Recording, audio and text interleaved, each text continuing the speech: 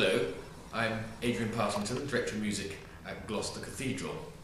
One of my very illustrious predecessors was Samuel Sebastian Wesley, who, like me, took boys' practices in this historic room for the daily services and other events. Now, Samuel Sebastian Wesley was the grandson of the great hymn writer Charles Wesley. And Charles Wesley was a great friend of John Newton. And because of this connection, we are presenting in Gloucester Cathedral in mid-March a very innovative concert in which we combine parts of Handel's Messiah with extracts from John Newton's sermons read by Bishop Dudley Smith. And as many will know, John Newton's sermons, at least some of them, were based on Handel's Messiah, and he was inspired to write these sermons by the 1784 celebrations of Handel's life in Westminster Abbey, which created a tremendous impression on so many people at the time.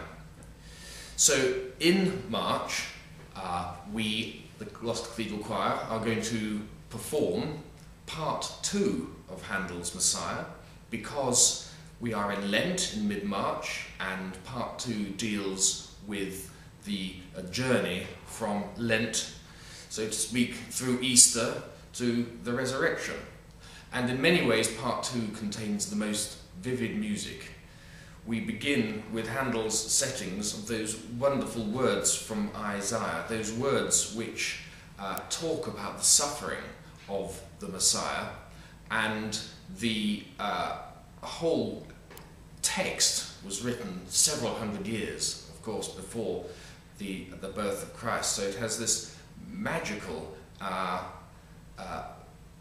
prophesying impact. And Handel sets the words with the most extraordinary vividness.